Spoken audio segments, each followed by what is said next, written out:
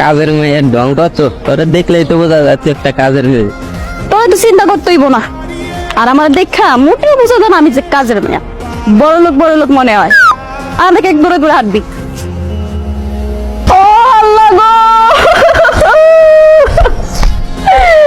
এই ফকিন্নির বাচ্চা, এই ফকিন্নি, গাড়ি কি নতুন চালাস? এই চোখ তুই বাসায় রেখে খাইছস? হায় রে খোদা, একটা দিন গাড়ি চালা রাস্তায় বাইরে হয়েছিল, আমার উপর গাড়ি চালাই দিল। এই ফকিন্নির বাচ্চা, নামাজ না কেন? নাম। তুই আমাকে এই জুলি চৌধুরীর উপর গাড়ি চালাই দিছস, এই 2 টাকা দামের গাড়ি। নাম তুই। আরে বাবা সরি, এত চিল্লাচিল্লি করার মতো তো কিছু হয় না, জাস্ট একটা রিক্সাকে সাইড দিতে গিয়ে ঘটনাটা ঘটে গেল। আর এই ফাঁকে তুমি কি বললা?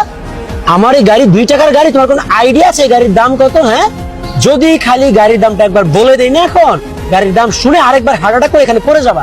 কথাবার্তা এরকম কেন মেয়ে? হ্যাঁ, তুমি কি কাজের মেয়ে নাকি? কি?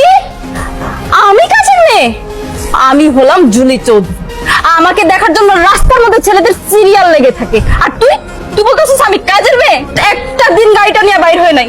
ভাবছিলাম রাস্তার মধ্যে অনেকদিন হাঁটাহাঁটি করি না, একটু আরামসে রাস্তায় হাঁটাহাঁটি করি। আর তুই এই ফাঁকে আমার উপরে গাড়িটা উঠাই দিলি। আমার গাড়ি যদি বাইর করি না, আশেপাশে যত গাড়ি আছে এগুলো তো তোর চোখেই পড়বো না।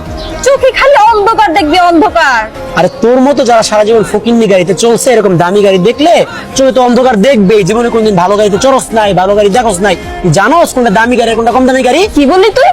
যেটা সত্য সেটাই বলছি। আমার এই দামি গাড়ি টাচ পাওয়ার জন্য ঢাকা শহরের শত মেয়েরা লাইন ধরে দাঁড়ায় থাকে। তোমার তো 7 কপালের ভাগ্য যে তুমি না চাইতেই অটোমেটিকলি আমার দামি গাড়ি স্পর্শ পেয়ে ফেলছো।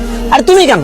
তোমার বাপ দাদা 14 গোষ্ঠী পাড়া প্রতিবেশী যা আছে সবার 7 কপালের ভাগ্য, তাদের ফ্যামিলি তাদের বংশের একটা মেয়ে আমার দামি গাড়ি স্পর্শ পাইছে।